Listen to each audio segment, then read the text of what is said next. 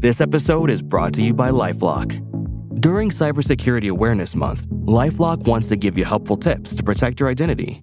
Using multi-factor authentication can be a line of defense to help protect your personal information, like getting a text with a security code. But LifeLock offers comprehensive protection against identity theft. Protect your identity today with a 30-day free trial at lifelock.com/podcast. This episode is brought to you by Shopify.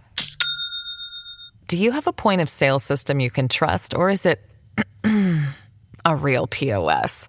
You need Shopify for retail. From accepting payments to managing inventory, Shopify POS has everything you need to sell in person.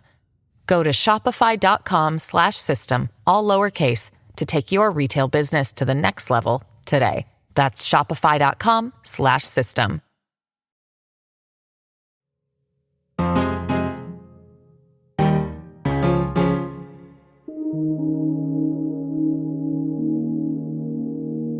There's a direction to American presidential elections. We spend months thinking about the big topics: democracy, the economy, immigration, wars abroad, culture wars at home. But as the election gets closer, our focus starts to narrow. We wonder less about what Americans are thinking and more about what Pennsylvanians and Arizonans are thinking. And then we start to wonder about what people in Allegheny County or Maricopa County are thinking. And the tighter the polls are, the further down we go. And it is tight right now. It's close over about half a dozen swing states, but the closest of all of them, and one that has a very good chance of being what pollsters call the tipping point, meaning the state that could decide the election, is North Carolina. And this will give you an understanding of just how close the presidential race is in the great state of North Carolina, in the Tar Heel state. Look at this. It's Trump, but by less than a point. We're talking like 0.2 percentage points. It's basically a tie. Donald Trump almost certainly can't win the White House without North Carolina. And if Vice President Harris loses Wisconsin, Michigan, or Pennsylvania, she'll almost certainly need this state. I'm Hannah Rosen. This is Radio Atlantic. And today, we're talking about North Carolina. We're not used to this state deciding presidential elections. With the exception of Obama's 2008 run, Democratic candidates haven't won there since the 1970s. The idea that North Carolina could be the tipping point is a new feeling, and I think that may be a little bit of an omen for the future.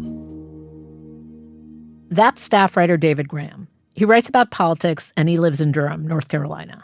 And he means an omen because, like a lot of southern states, the demographics of North Carolina are changing. There's always been a really sort of almost mythological focus on North Carolina being the center of the New South Democrat. And since the Clinton days, there was a whole lot of hope that North Carolina would become a Democratic stronghold. And that's senior editor Vann Newkirk, who's a native of Rocky Mount, North Carolina. I started our conversation by asking David why Democrats think they have a shot in a place they've rarely won in the past half century. You know, Democrats look at the demographics and they keep thinking they can win, and they keep coming really close, but not close enough. So they came really close in 2020. Trump won by 1.3%. They came really close in some Senate elections, but they just can't quite seal the deal. Mm-hmm. And Van, what are the shifting demographics? Like, as someone who's watched the state for a long time, we hear a lot about democratic shifts in southern states like Georgia. On the ground, what's shifting in North Carolina? So I'd say the thing that's changed is you've had a whole lot of transplants. North Carolina's always had a lot of folks who've come from out of state. And a lot of those people are coming from northern cities, especially. Mm-hmm. They're moving to places like Durham, like Charlotte, like Cary, the containment area for relocated Yankees. Is that an inside North Carolinian joke? They are always, they're a constant part of the population growth of the state. And also, the state is getting a little bit younger. There's always been a strong contingent of Latino immigrants as well who are moving into the state. And so what you see is, over time, an electorate that is becoming sort of less similar to some of the other southern states. So you've got a younger population, you've got a really strong contingent of Black voters in the East, and you have a lot more liberal suburban white voters. Mm-hmm. The thing that I keep reading about, in addition to everything you just said, is that it has a higher percentage of Black voters and a huge rural population. How do you read that? Because the way people talk about that, it's as if those things are opposites. Like one favors the Democrats, the higher percentage of Black voters, and one favors the Republicans, the big rural population. Is that a correct reading of the demographics? Not quite. So when a lot of people say rural voters, they tend to mean white voters. Right. And when people think Black voters, they like to think about the quote-unquote inner city. That's not exactly how North Carolina works. So, yes, there are really strong concentrations of Black voters in the big cities in North Carolina. So Charlotte, Durham, Raleigh, Greensboro, these are places that have lots of Black voters. But also, there are several counties where Black voters are close to the majority in the eastern part of the state. And these are rural counties. So traditionally, when Democrats have come to North Carolina, the places they've campaigned for Black votes have been this really bifurcated approach. They go through the center where the big cities are, and then they campaign out in the east. So, David, we've been talking about demographics and population shifts and how the Democrats have come close many years, but not quite. When you look at 2024, does it look any different than the years past? Well, yeah, I think there's a few things to watch. Democrats have to continue to win the places they've won. They're trying to drive up their margins in rural areas. So you've seen them going, national figures going to these rural counties. There's also a new chair of the state Democratic Party who's 26 years old. She is from a rural county, and she's really made her whole thing that she's going to go to those counties. The party's going to compete in those places. And, you get these suburban areas. There's a guy who I've quoted before, Mac McCorkle, who's a Democratic strategist and teaches at Duke. He calls them countrypolitan, that are sort of suburbs but have a sort of rural heritage. And these places, they're kind of the outer rings around Charlotte and around Raleigh. And those are places where Democrats have been really trying to sort of cut down the margins to lose by less, basically, like to get to 40% maybe. Mm-hmm. And then the last thing is Charlotte's County, Mecklenburg County is huge. And people keep talking about Mecklenburg turnout being broken. So Democrats need to get voters out there. And if they get voters out there, they have a decent chance of winning. And if they don't, they're cooked. Whenever we have conversations like this, I'm always reminded and amazed, like how local, like we think about these giant national issues and the thing that's going to decide the election is democracy or abortion. Like when the thing that could decide the election is like a 26-year-old who decides to get Democrats to do like a different plea in Mecklenburg County. I don't even know. Mecklenburg County, yes. Right. Sorry about that. Right. So it's like the smallest thing, That's why I love talking about specific states. It's like the smallest thing can turn the big thing. Yeah. Well, especially in a place where the margins are so thin. Mm-hmm. You're talking in 2008, what was that, 10,000 or 14,000 votes, David? 14,000. 14,000. Okay, yeah. That is a good size high school football game.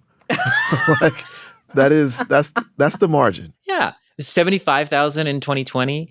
In 2016, the governor's race was decided by like 10,030 or something ridiculous like that. These are tiny margins. Sherry Beasley was the Chief Justice of the state Supreme Court, ran for re-election and lost by 401 votes. Yeah. 401. Right. What's the analogy there? It's like an Atlantic holiday party? No, not quite. We don't have 400 people. With plus ones.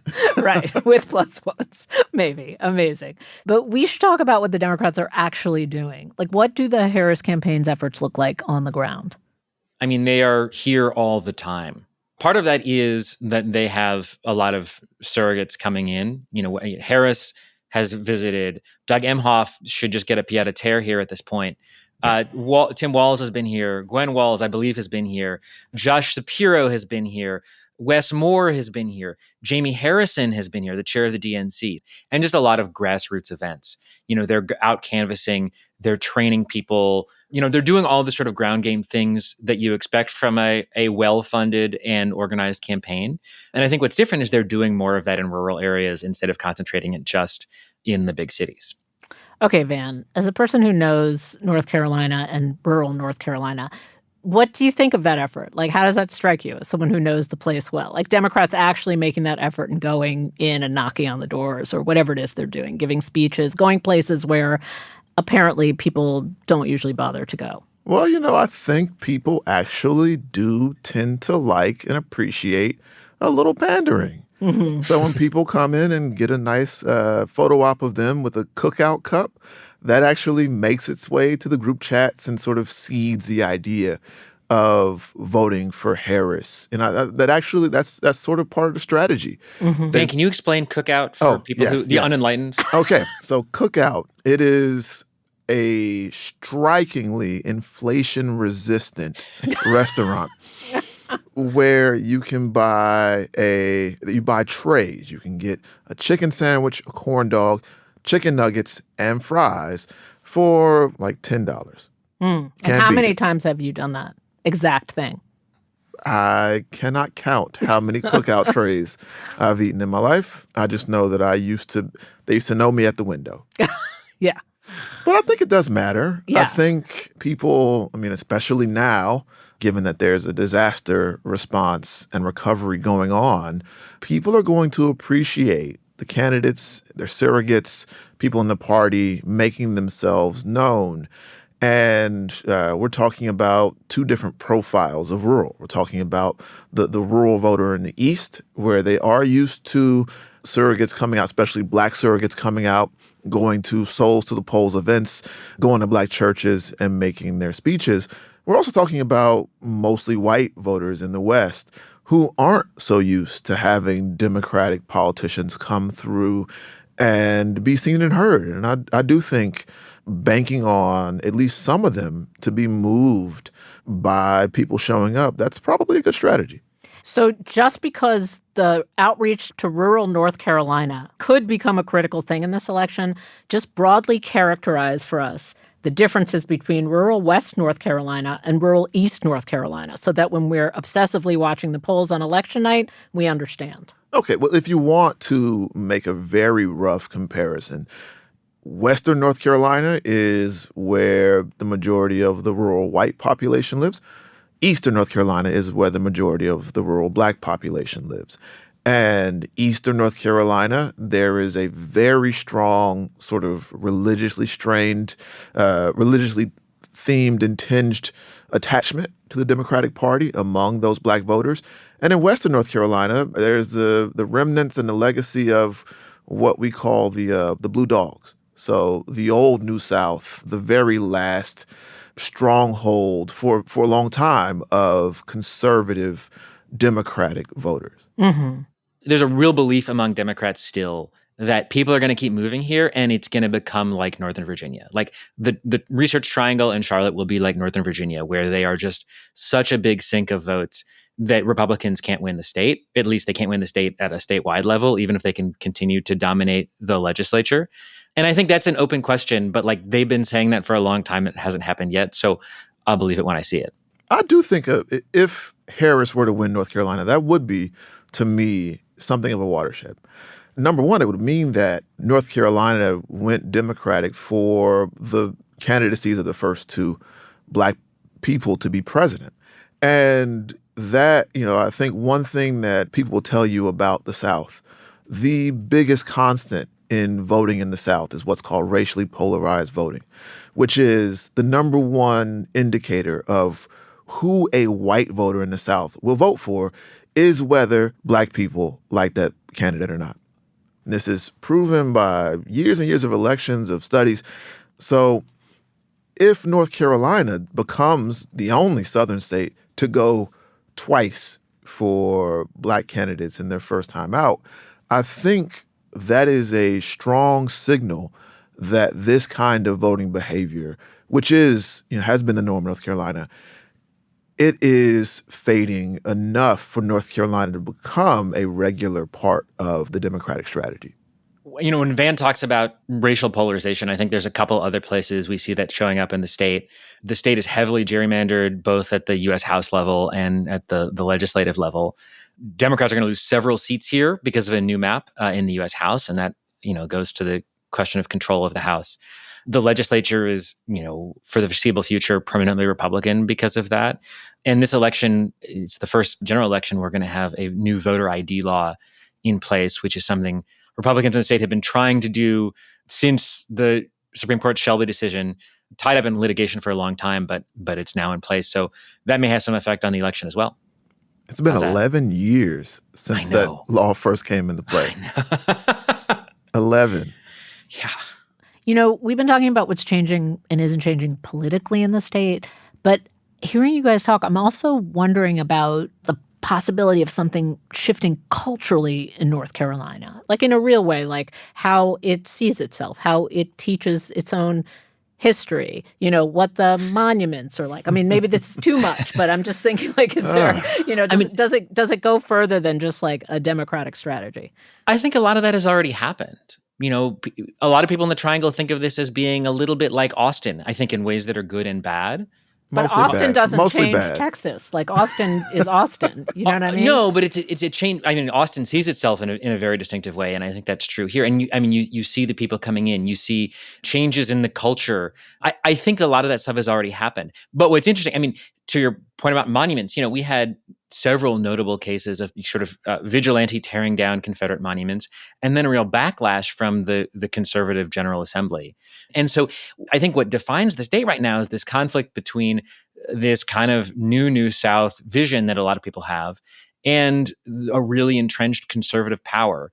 And no matter what happens in the election, the most powerful person in the state will be the Republican leader of the Senate. Republicans will control the legislature. They'll control the Supreme Court. And so there's going to be this weird push-pull because both of those things are really present and they're both really powerful and they're pretty evenly matched. I think the push-pull is the exact way to describe it.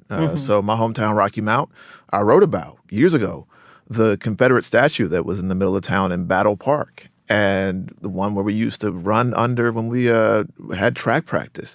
They got rid of it in North Carolina's own racial reckoning in 2020.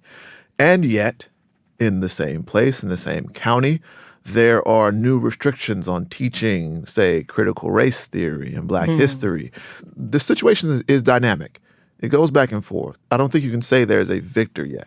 Yeah, you see some states where it seems like, just the state sort of gradually shifts as a whole. And I don't think that's true here. I think it's both of these things are both really present and really strong.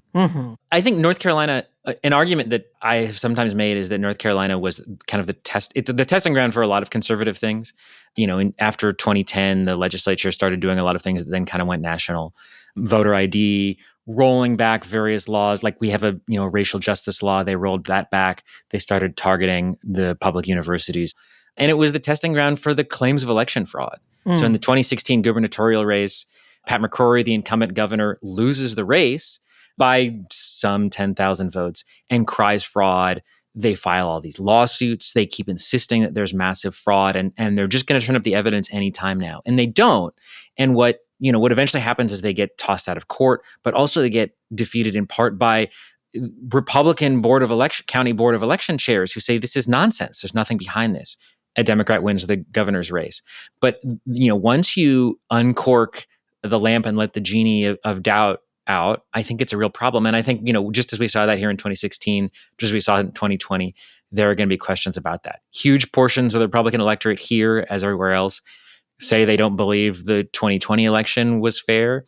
And if Trump loses this election, even if he wins North Carolina and loses his election, you're going to get people saying they think that it was rigged and it's all an inside game.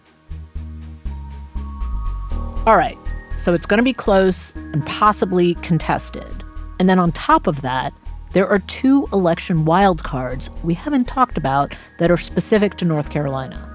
A Republican gubernatorial candidate who's had so many scandals, and a hurricane that's upended life in the state. Both of those after the break.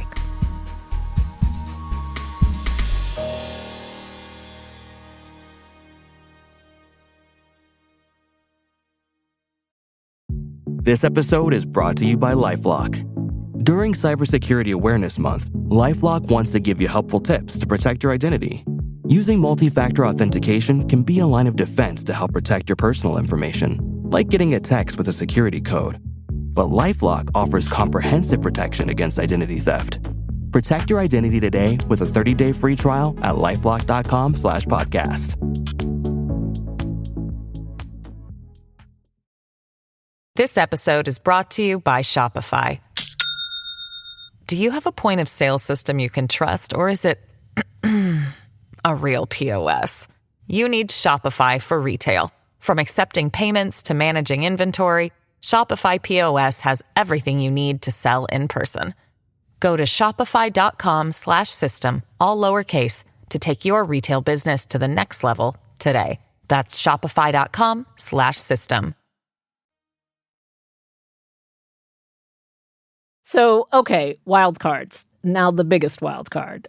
The huge wild card that's thrown into this race. Do I even have to say his name? The Trump-backed candidate for governor in North Carolina, Mark Robinson, has made dozens of disturbing and damning comments on a porn website. They include Robinson writing, quote, "I am a black Nazi, and I wish they would bring it, slavery, back." And even before the story broke about the black Nazi comment, Robinson was getting in trouble. For example, his opponent made an ad about some Facebook comments that Robinson made about abortion. Abortion in this country is not about protecting the lives of mothers. It's about killing a child because you aren't responsible enough to keep your skirt down. Before we talk about his impact on the race, I want to talk about him. David, what are his political roots in the state? He's such a fascinating figure in this way. 10 years ago, this guy was working on a factory floor, which is just unheard of at this kind of level of politics. Blue-collar people don't run for office for a lot of reasons, not any abdication of theirs, but they're not in the kind of networks. They don't get recruited. They don't have the money. And here's somebody who's doing it. So he's working in a factory. And then in 2018, he goes to speak to the Greensboro City Council because he's upset about the possible cancellation of a gun show. This is after the shooting at Marjorie Stoneman Douglas High School. I'm a law-abiding citizen who's never shot anybody, never committed a serious crime, never committed a felony. I've never done anything like that.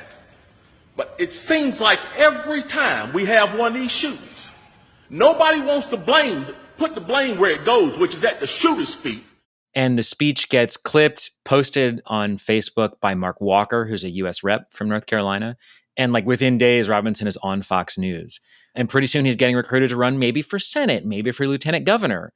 And so he runs the first race he's ever run for lieutenant governor in 2020, wins that race, and then plows through a couple establishment Republican candidates in the primary for governor this year and is the nominee. Is it fair to say his chances are very, very slim? I mean, he's down 15, 17 points in the polls. It's hard to imagine what would change that. Most of his campaign staff has quit. Most of the staff of his office as lieutenant governor has quit.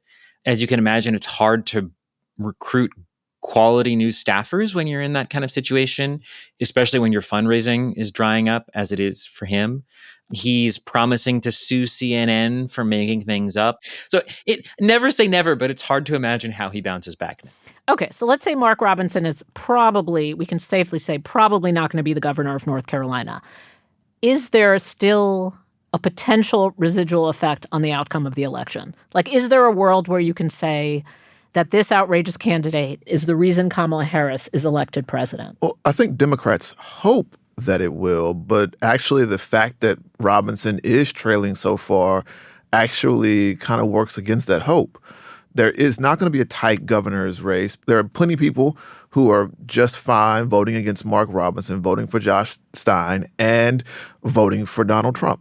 And I think that is kind of already baked into a lot of people's calculus about the election. I can't think of the voters now who are going to go and, because of Mark Robinson, say, I don't know about that Trump guy. Mm-hmm. It's kind of just hard to game out who those voters are.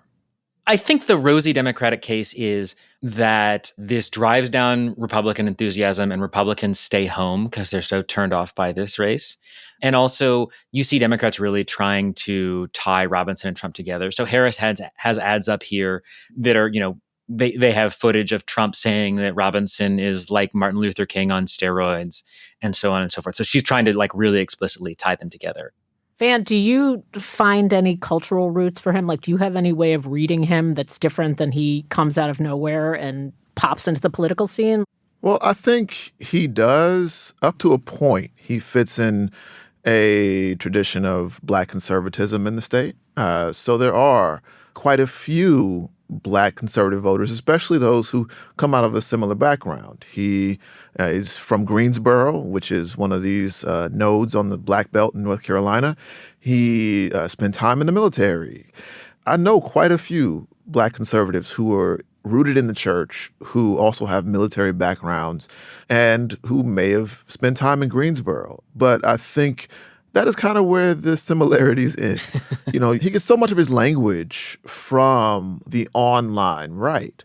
And he kind of marries it with that story of being from a, tough situation, a very legible sort of story of overcoming. He marries that with this trollish language from online. I think that's exactly right. He sounds like that because he was that for so long. Like he was just a dude posting views on Facebook. And when you read them, it reads like he's sort of trying, it's provocation. Like part of it is things he believes, but he's also trying to get a rise out of people, including getting a rise out of the people who are friends with him on Facebook. And related to that, he's a huge pro wrestling fan. Mm-hmm. There's a whole chapter length digression in his memoir about pro wrestling. He cites it, he posts about it. And I think that kind of theater and drama is very much a piece of how he approaches oratory and how he approaches politics. Well, that's the thing that I thought was maybe not dismissible. He's obviously anomalous. He's out there. I was thinking a candidate like him 10 years ago would have gotten nowhere, like the way he talks. But now, largely because of Trump, there's a sort of deeply online, provocative way of being as a politician. Well, I think it's an interesting question how somebody like this plays if he's running for House or even Senate. Mm-hmm. I mean, we have, look at Matt Gaetz, look at Marjorie Taylor Greene. There are people like this. I think part of the problem is that your governor has to actually do things. And right. I think that's a little bit scary to voters. Mm-hmm. They'll take some provocation from a random House member, but it's a different thing when you're relying on this guy to, I don't know, deal with a massive natural disaster like a hurricane. Right. So since you mention it, we should discuss Hurricane Helene. Vann, I know you have some experience with how a place shifts in the aftermath of a disaster like that. How does it shift? So Hurricane Helene, it is doing a number on the western part of the state right now. It actually, as soon as I got the alerts that it was heading towards the mountains, I had flashbacks to 2016. So 2016, around the exact same time of an election year, Hurricane Matthew hit the eastern part of the state. And it really threw a wrench in obviously basic everyday life, but in efforts to set a place up to vote. So many things go into establishing a ground game, a get out the vote program for a campaign. You've got to have your offices set up. You've got to have infrastructure. You've got to have people, the water bottle people got to be there. And people have to know where their polling places are. Things like that. You've got to be able to have your vans take your people from community centers, from churches to the polls. You have to have people ready and out there for early voting and for voting by mail. What Matthew did was it completely disrupted those things in an area Democrats had to win in order to get the election. And now, so it's no joke. It's like real basic stuff, but it actually has a real effect. Oh, yeah, certainly. And you saw people, there were plenty of folks in polls and poll workers who were saying that this is absolutely disrupting normal election year stuff that we need to do to get out the vote. David, you are there right now. So do you see some of what Vann saw? Do you see this already happening? Yeah, I mean, all of that sort of preparation is going. Absentee ballots were delayed by a lot of legal wrangling over whether RFK Jr. would be on the ballot, but they're going out and people are getting ready for early voting. But, the question is, how will voting even work in Western North Carolina? Are the elections offices fine? Are the early voting sites fine? Are there people who can run the elections? All these questions, apart from the turnout questions for the campaigns, even the basic administration of elections is, it may be fine, but no one really has any idea. So there's a lot of question.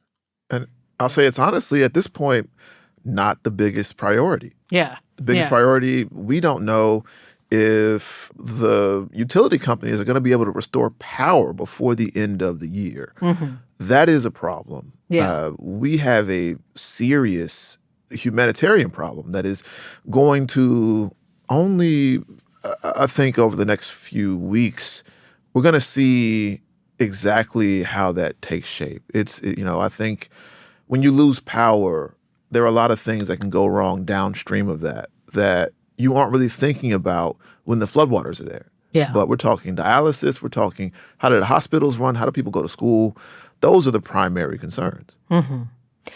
You said last time it affected areas that Democrats had to win.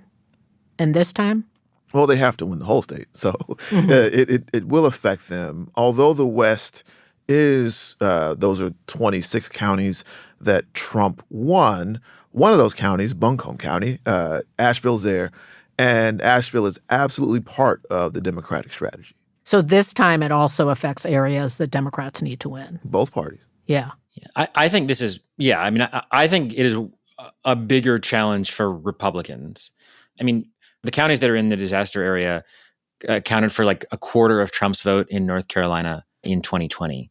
That's a lot. And, I think Vann is totally right about Asheville. I also think that Buncombe County is probably likely to be, the bigger cities are going to recover faster, and it's these smaller towns that it's going to take longer to bounce back. So that's going to be a challenge, especially when it doesn't appear that the Trump operation has a whole lot of ground game. But I guess we'll see.